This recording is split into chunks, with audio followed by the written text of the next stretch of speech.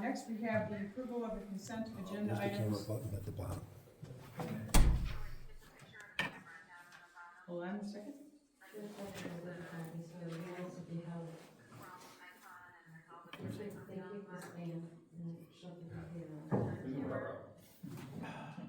We can wait.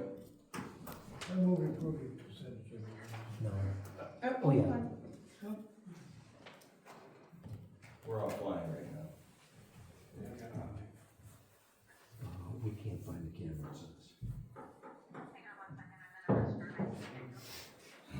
Maybe unplug the USB and replug it back in.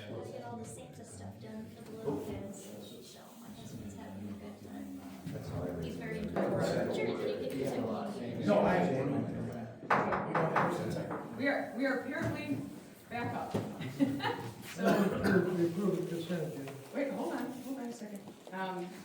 Does anyone have any questions for Craig in regard to, the consent agenda items?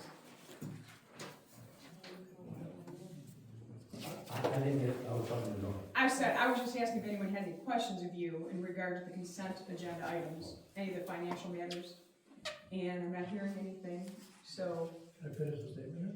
go I ahead. move to approve the consent agenda, including the payment of $506,165.45.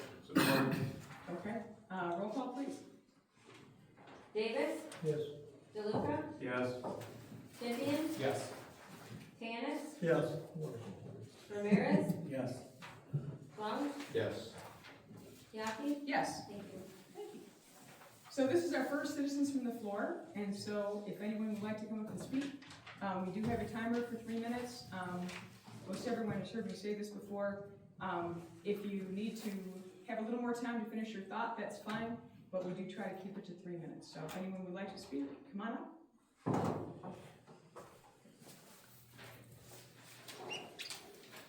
Dennis Deitch, 67 London.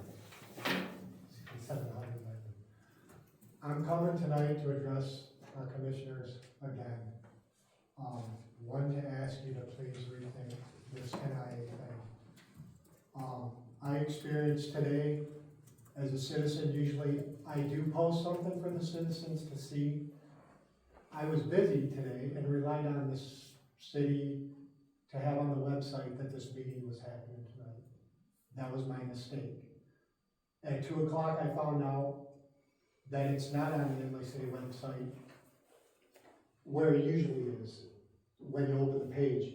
And maybe because it's not a special meeting, whatever the legality, it was just in the calendar part. So I went caught, so I ended up driving up here and thought, well, maybe they posted it on the building. So I drove up here and I seen the flyers on the building, took a picture, there's no posting there. So I continued into the office with the girls were great in the office at the counter, helped me out tremendously. And asked them if they could show me where this meeting's posted. You guys and girls went to the website, and both the girls appeared to me, in my opinion, kind of like, oh, it's not on here, where is it? So they looked and found it in the calendar.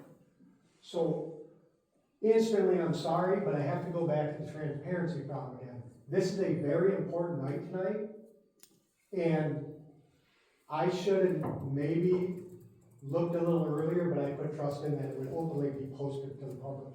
And clearly it wasn't. It wasn't posted on the wall. It wasn't posted online.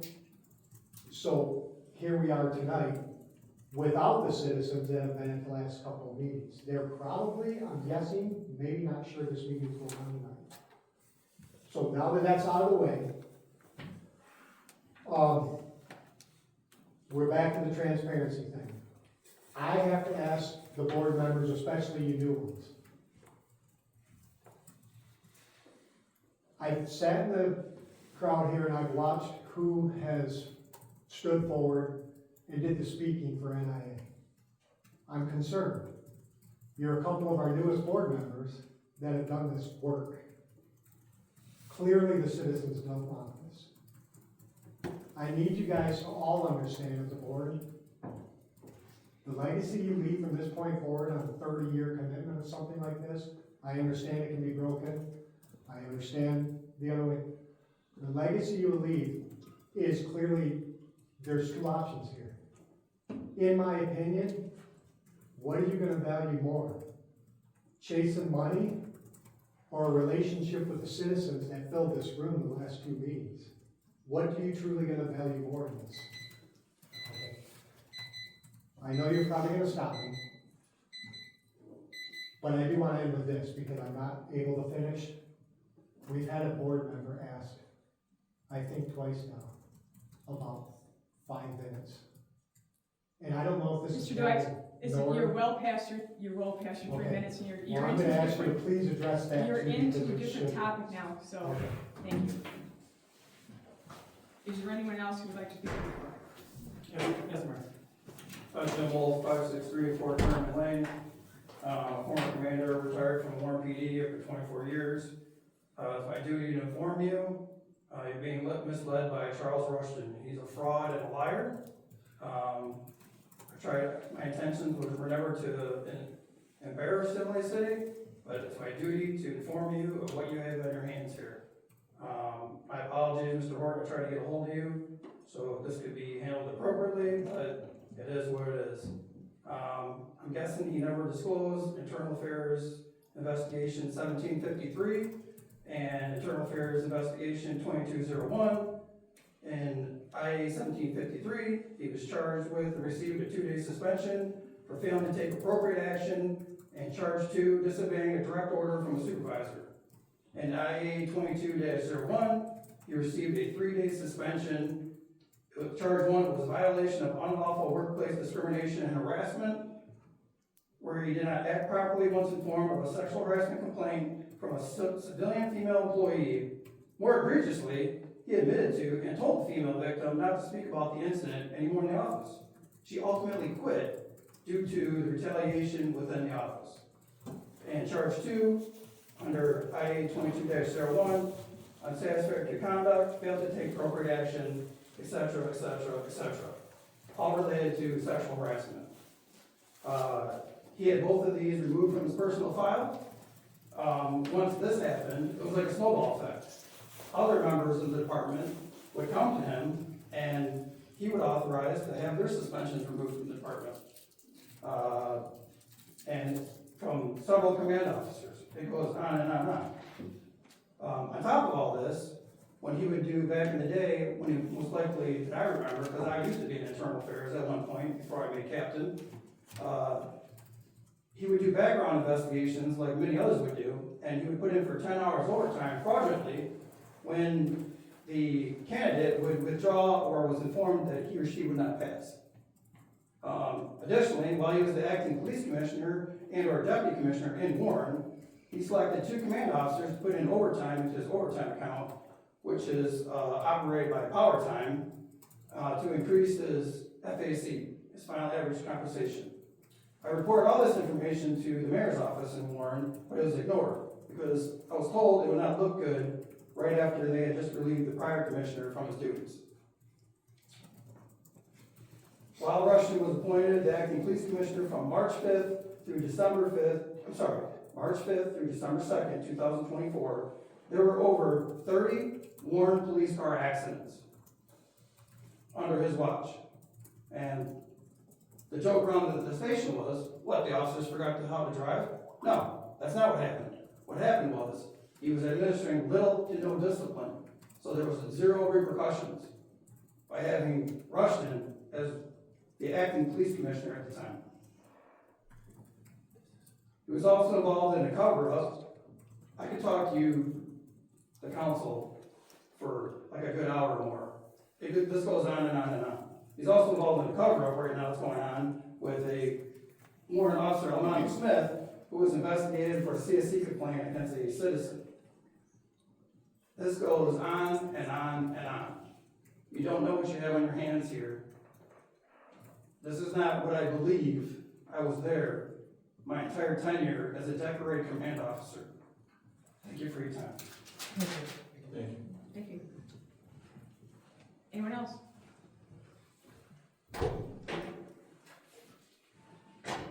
Okay. Seeing no one else, at this point, we have Dr. Stu Cameron, who is our guest speaker. Thanks for having me, I appreciate the time. I will not take long, and I'm gonna turn this because Mr. Dennis is one of our bosses, and I don't think I should stand directly in front of him. So I'm here to talk to you just a little bit about some questions that I've had at the school district regarding the Neighborhood Improvement Authority. I have followed this to some degree and certainly watched the film of the capture of the last meeting because I had some questions come in about the effect, potential effect of the implementation of an NIA here on the schools. And I think that there is some misinformation, not malicious, just probably unknown, that's out there. I want to clarify a few things for you in regards to this proposed NIA. Number one, my understanding is that this really is used to fund residential and economic growth in the municipality. That's of keen interest to the schools, especially if any designated funds that would be captured would be used to improve the infrastructure here in the city. In regards to the school, schools are held harmless, so I did have some individuals call and say this could impact the funding for the schools or the tax situation of the schools. That is not accurate, as it was asked to me. The schools, libraries, millages are exempt from any capture, so there wouldn't be any overt harm at all to the school district. In addition to that, it is of great interest of the school district to see additional growth here in Imlay City, particularly with family housing, stable family houses in particular. As you know, I firmly believe, and I've dedicated the majority of my life to serving in the schools, that I believe that the schools are the heartbeat of any community. And I think at any given time during a day, you have the largest concentration of citizenry in a municipality at the school district. That goes to our almost 300 employees and also our 17, almost 1,800 students. With that being said, the viability of the school district is dependent on how many students walk through our door. And a serious impediment that we are facing in the schools is the lack of reasonable family homes. This is an aging community, and that's great because these are people with tradition and they understand the values of the community, and we would not want them to go anywhere, but we need housing to be available for young families to come in. The revenue that the school received is directly tied to enrollment, and this lack of housing has contributed to a decline in the school's enrollment. When I first got to the schools in the late 90s, our enrollment was about 2,200 students. Now it sits just under 1,800. And with our revenue attached to each student of just about $10,000 to operate, you can see that kind of drop off is very meaningful in terms of the livelihood of the school district, the type of programming we're able to offer, and the services that we're able to offer to children and families. Another concern that I have from questions that were asked to me at my office, but also that I heard in this room, were about the capacity of the schools.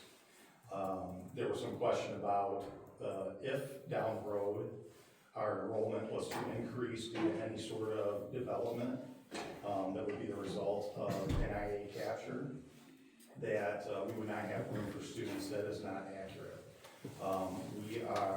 Remember we ran about 2,200 students prior to our recent bond proposal, in which we added classrooms to the school district. So we're in a fine position to house hundreds of more students across K-12 in the school district without issue. The other thing that came up was some questions, and again, I don't think there was anything malicious about these. I think they were legitimate questions about the number of students that were running per classroom. And I think that there was some speculation about there being 28, 29 students per kindergarten class. We have a threshold in the school district, and our ideal number would be right around 22. students per classroom. At 25 students per class is when we get to the point where we add additional staffing, and we did do that this year to make sure that we have as low a ratio as possible for those adults that deal directly with the smallest learners, the most developing learners. And so we only have 29 kids per class in a classroom. I think we sit right at about 23 on average, which isn't optimal, but it fits our budget and we're able to get everything that we need to do with the students done. So I don't know, and I want to open up for questions because this is your meeting and I'm sure it's procedural, this is a one-way discussion, but I did want to make you aware that it's not the position of the schools to be political in any manner. In fact, it's our job to be apolitical. We are a bastion of democracy here in the schools.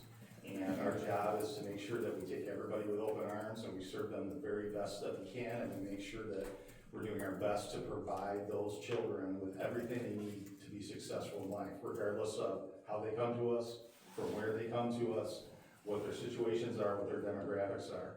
And I'm proud to say that I lead an organization where I have people that are dedicated to that. And that goes from our board members all the way down to folks that are cleaning classrooms. And so I don't weigh in on this issue from a political standpoint, but what I can tell you is any initiative that would help develop growth here in Imlay City, and particularly in the way of infrastructure, would be critical to the ongoing viability of a healthy school district. And I would like you to at least know that as you make important decisions about this. Thank you. Thank No, you. As the guest speaker, we actually do allow questions and answers. Does anyone have any questions for Dr. Cameron? Thank you, one of my concerns. Thank you. Oh, okay, thank you very much. Okay, we actually, I know that Ed's here, but he's not actually here as the department head. And so we don't have a department head tonight, is that correct? Correct. Okay, so moving on to unfinished business, at this point, we'd like to talk about the community center. Bob, can you go over the podium, please?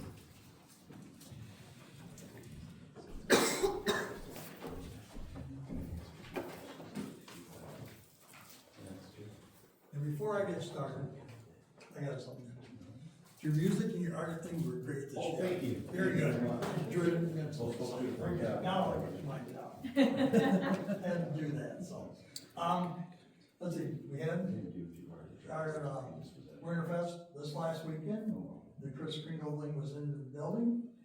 We covered all bases when we decided to open up to the community.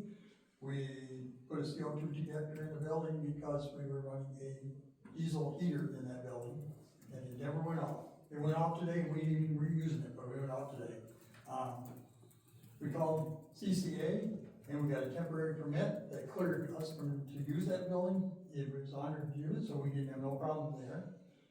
The vendors loved it because they actually stayed warm. They were not happy with the pier, but they were happy with us, so that's a good sign. We had 16 vendors in there on Saturday. So, here's what's happening going on since that's kind of, we started building the walls in the building today. Started getting ready, prepped to move forward with the walls.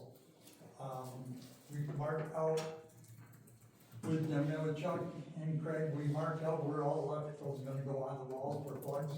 We marked them all out, so they're all marked. Scott Houston is going to come in on, that's electrician, he's gonna come in on Saturday. He's gonna wire in all the plugs. They're gonna be on separate plugs all the way around the building. So they're not doubled up, so we have a lot of power in the building to cover all the plugs. So he's ordered the lights for the outside and the lights for the doors. He's gonna put 3 on the north side of the building, 1 on each end, 1 in the middle to light up the parking lot. He's also gonna put 1 on the east end and 1 on the west end at the peak. So the building will be lit up. The wiring is done for the cameras. There's gonna be cameras, 4 cameras inside, 4 cameras out in each corner of the building. So the building will be watched really close. So,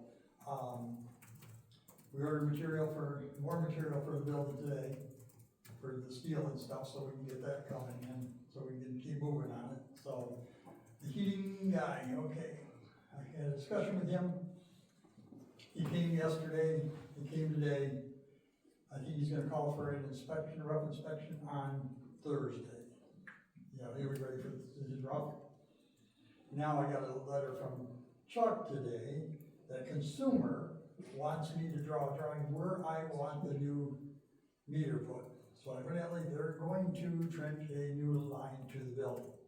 Because if, you might run into it in the industrial park, if it's been in the ground more than 10 years, consumer will not use that line. This has been 15. So we're gonna push for it to be on the east end of the building, south of the big door. Because that's where the main is at, going to the two furnaces. So that's kind of where we're at on the furnace stove, but we didn't need heat today, it was nice in there, so nice working temperature, so it was good, so. Let's see, I got ahold of the plumber today, he's worked out a little bit, but he said, he'll come up to see me when we were down up there on that part, so we get the plumbing started in the building, so. I'm trying to think of anything else that we got going, lots, so. I think that pretty well covers what we're doing in there, so, but yeah. So we had a great time, and it was nice and warm in there. I think I figured it out, that we ran that kerosene heater, diesel, got from CNF Insulation, we went and picked it up on Wednesday morning. We started up Wednesday, we ran it Wednesday, Thursday, Friday, and Saturday. And we went through roughly 20 gallons of diesel fuel in that days. And it kept the building at 65 degrees. Couldn't ask for anything nicer than that, so. And everything worked good, so that's all I have for right now. Kudos to you. I was over there, during the Kringle Market. As you said, the building was warm. It was very well lit. The vendors were very happy. Thank you to Ed for having you guys go over there and really, excuse me, do a nice job on the floor. Kudos to everybody, because we certainly had our challenges with some utility companies, and yet you were able to have that building ready, so thank you to everybody. I thought it was absolutely great. One thing, we will have true power in the building come Saturday. DTE has plugged it up to the meter, to the transformers in the front. They attach it to the panel to the back, so they'll switch it all over to the main, and then we'll have to get all the DTE and have them see if we can get them poles pulled out and get rid of them, so. Okay, that's all I have. Anybody else got any questions? No. Good. Thank you, guys. Great, thanks. Excuse me, moving on to 9B, the Neighborhood Improvement Authority. So this is officially the second reading, ordinance 151-20, creating a Neighborhood Improvement Authority. We don't actually have to read the entire ordinance. So at this point, if I would entertain a motion, if anybody wants to make a motion in regard to this ordinance, and then we can have discussion. I move we, move on the second reading of the ordinance 151-20. Okay, so that's, is that okay, Caitlin? We would want to adopt the ordinance, not All just right, we second adopt the reading. ordinance 151-20. Okay. Is there a second? Support. Okay. Discussion.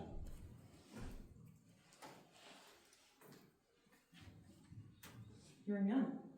Roll call, please. Davis, Yes. Tanis, Yes. DeLuca, Yes. Ramirez, No. Stempien, Yes. Blount, Yes.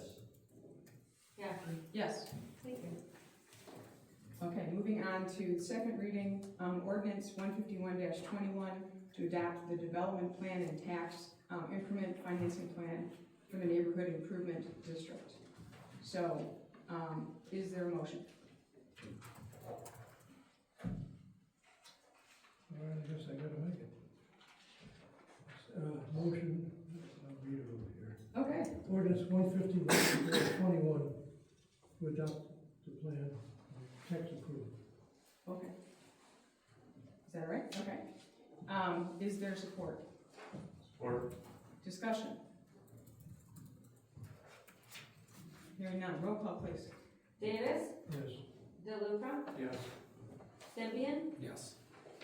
Tanis, Yes. Blount, Yes. Ramirez, No. Yaki. Yes. Thank you. So those ordinances have passed, okay? Moving on to new business, a resolution 2025-21 Rural Task Force All-Season Route Designation. This one's you, I understand. Thank you, good evening. The city was awarded over $256,000 of grant funds supplied by MDOT via the Rural Surface Transportation Program and Transportation Economic Development Fund, category D, for fiscal year 2027 to rehabilitate Newark Road from M53 to Lex Corners Road. Through the program, to receive the category D funding, the road segment must be classified as an all-seasons route. It was determined after we received the funding that Newark Road was not classified on MDOT's list. An all-seasons route is typically built to handle truck traffic throughout the year. This route has long been the truck route to the Vlasic Pickle Plant, including Lex Corners Road. To receive this funding and the future category D funding, we need to adopt a resolution to classify as an all-season route. Due to it already being an all-season route, it was built as such, I recommend approving the resolution. Are there any questions for us?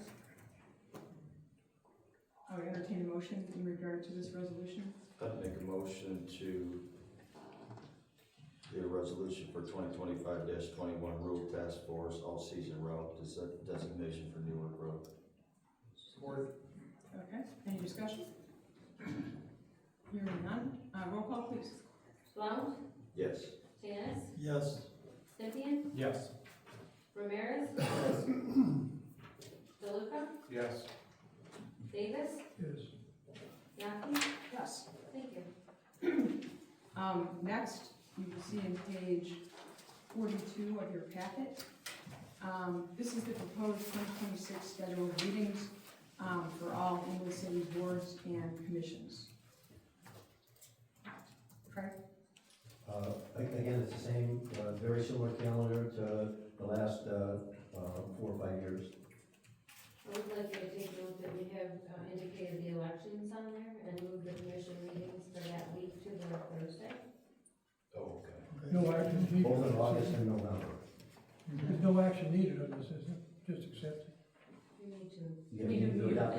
You're setting your meeting schedules. Okay. Yeah, I'd make a motion to accept the calendar as written for 2026 city calendar. Support. Let me do a roll call. Okay.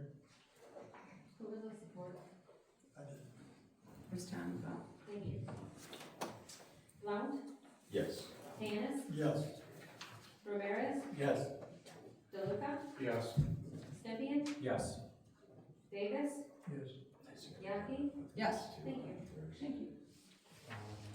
Okay, so next we have any other citizens from the floor, if anyone would like to speak. Seeing none, we do not need a closed session, is that correct? Okay. Commissioner time. Commissioner Ramirez. Commissioner Stepien. Thank you for everybody showing up. Thank you for the DPW for everything they've done, keeping all of our streets as clear as they possibly can. We've had some really crazy weather the past few weeks, definitely, and we're probably gonna have even crazier rest of the winter. So thank you for all of your hard work, especially you and your crew, and happy holidays, everybody. Commissioner Davis. Yeah, one thing, I spent the week, and I asked, I think, our city manager to look up problems with this thing we just passed. And I could find, I searched every place that had this system going, and I looked for problems, and I couldn't find anybody that had regrets and had to change it and fix it. So, I was against it to begin with, as one of you know, and as I got into it, it's good for the city. It does not increase taxes any more than it would be normal, because the state increases the taxes. Now, I know a lot of you are against this, And I have two solutions for you. One, get on the board. And two, we have an election coming in November. Get it on the ballot. Then the citizens can vote whether they want it or not. Because we could, it's 30 years, but we could cancel it anytime we want. So if you folks vote to get rid of it, we will get rid of it, because we work for you. But in our mind today, evidently most of us think it's a good thing for the city. Now, we may be wrong, I may be wrong, I'll accept that. But get on the board, or get active to get rid of it. That's all I have to say. Okay. Mr. Blount? I want to thank everybody for coming, and Dr. Cameron, it's always been great having you in our community for all the years you've been here, so thank you for your service, appreciate it. Merry Christmas. Mr. DeLuca? Again, thank you everyone for coming here tonight. Certainly, always like hearing different perspectives, especially at the podium there. So again, thank you for that, and happy holidays. Mr. Tanis? Okay, I spoke enough of the front, didn't I? Anyways, thanks for coming, appreciate it. Again, the school did an awesome job, I have to say. Your last night was just really, really great. So, and, yeah, have a good Christmas, guys, and a New Year. Thank you. Mr. Davis tells me he has something else he wants to Yeah, say. it bothers me that we're trying to do this, but I have found nothing wrong with it. I found nobody had found anything wrong with it, and we have complaints. Our city, I'm gonna fight the city if they try to use this to build houses individually. I want it to build our city. I wanna see our streets paved. I wanna see our roads fixed. 4th Street, what, we got $10 million to go to fix that? I have not, and I don't care. In front of my house, they haven't fixed my road in going on 40 years. And the reason they can't do it is it's gonna be as expensive as 4th Street to fix it, because the plumbing underneath where I live is no good. This money is gonna be a big $54,000 next year, so we can fix the whole city up. But the point is, I'm not gonna support anything that comes up that says we're gonna build more houses. We're gonna fix the city. And for merchants downtown, by the way, that found their sidewalks clean this snowfall, that was not done by the city. That was done by an individual. So you can thank them. That's all I have to say. Okay. All right, kudos once again. I thought the Chamber of Commerce did a great job with the Winterfest. Obviously, we had extremely cold weather. I was in the parade, and I was so bundled up that I could barely walk. But it was great to see the people that came out. It was great to see the people in the Pringle Market. I think that this is all moving in the right direction. Kudos to both this board as well as the DDA for the work on that community center. As you can tell, we still have some things left to do, but it was wonderful being in there on Saturday. It was warm. It looked so different than it used to, and it's only going to be better as we go ahead and finish it. And as I'd heard from Chuck Bennett, who's the DDA director, as he talked to those vendors, they were all just ecstatic. Some of them said that it was the best sales that they'd had all year. They were certainly much happier being inside than they were the week before and here where they were outside. I thought that it was very positive for our community. I will say this, applications, we've talked about that a couple different times. Those applications are gonna be, I don't know, Dawn, are they ready yet? No, resistant passed. No, they're not ready yet. We're anticipating to start working on them this week to add that paragraph describing what the qualifications are to add to the existing form. And then I don't know if we can do like an e-blast through the portal or whatnot, to kind of advertise what the updated form is. We do encourage people to list if they're interested in the NIA, but if they want to serve on other boards, that's something of interest.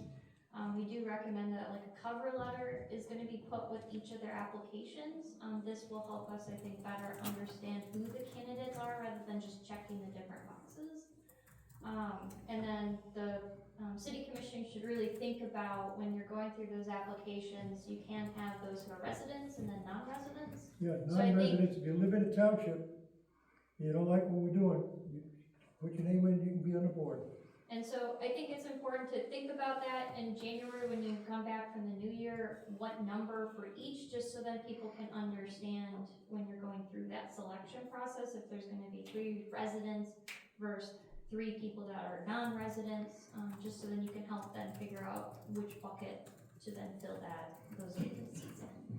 Because we have some specific criteria, from the state that we will have to use in regard to looking at applications. So it looks like in the next week or so, then we'll have the applications ready.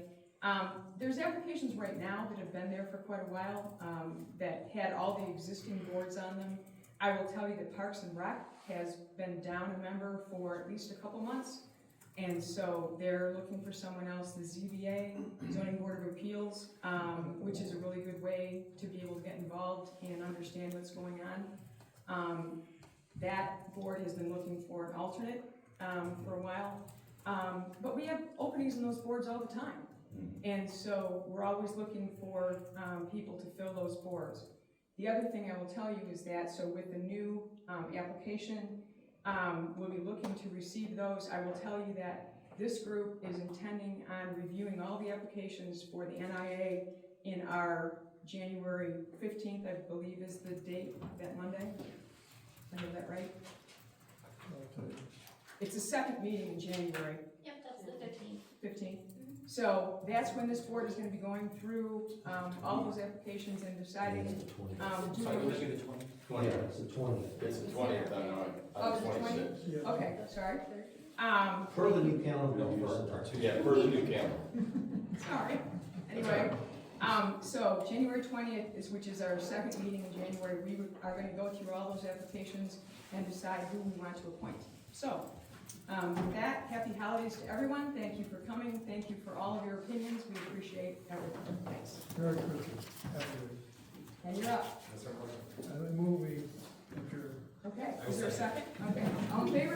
Aye. Thank you very much.